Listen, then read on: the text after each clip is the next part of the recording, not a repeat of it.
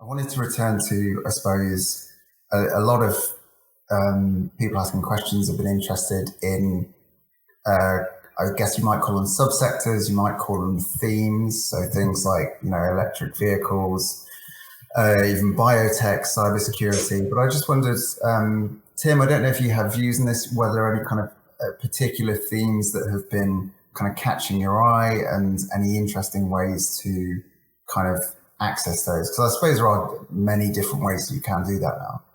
Yeah, definitely. And I think, Mike touched on a few points there. I think it's almost become, at one point it was kind of a trend. It was a choice. It was to do with generational, perhaps. It's no longer that, it's very much it's become even more than a sort of mega trend now. And, that transition towards a lower carbon world has so many sort of facets to it. Part of that is technology. You look at the sort of the ESG sort of investing in renewable energy space, and you look, we've already mentioned things like data centers, cybersecurity. The spend on cybersecurity for companies must be absolutely enormous.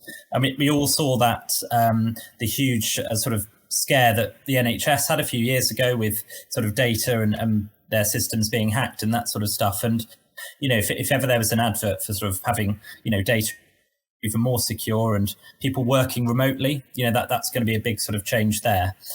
But all of these parts are sort of moving in, not quite in lockstep, but I suppose with technology so ingrained in that kind of ESG environment. Obviously, a lot of those companies have quite good sort of high scoring ESG metrics, given they're quite young companies, the growth qualities to those companies as well. And of course, all of the technological advances that are being made in renewable energy. So that's definitely a sort of, something that's very relevant, something that's snowballed. But it sort of goes back to the question posed to Mike earlier and looking for catalysts. It's really difficult, isn't it? Because I suppose it's been more of a general gradual change that's just gathered a bit more pace every year. And I suppose the last real notable catalyst over the last few years has been the whole working from home movement and things like that. And before that, it's really difficult, other than social media, sort of 05, that sort of era, and search engines. It's actually really difficult to pinpoint those catalysts. So,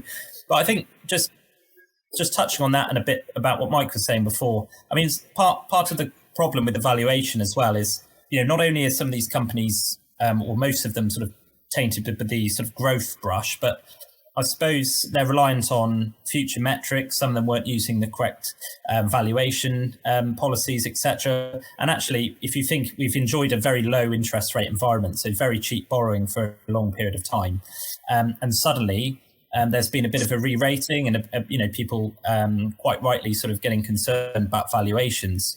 And the other thing to think about as well is most of these are sort of evolving business models. If you think about what the Facebook homepage looked like in 05, 06, it was dramatically different to what it looks like now.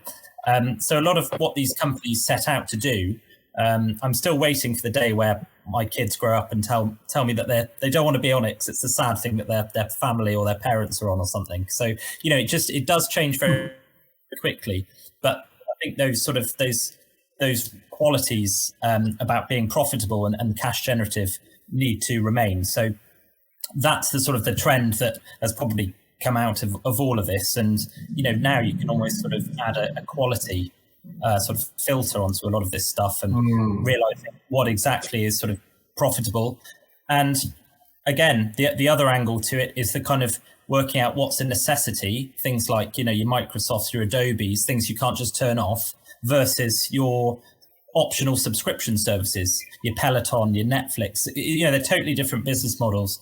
And if we're going to have a little bit of a tough time of it in terms of additional spend and discretionary spending and income, then those are the sorts of arguments and conversations I suppose you could be having with clients. And so it's we're living in extremely interesting times, obviously, but it's all going on in the background, and technological advances aren't going to stop for anyone, I suppose.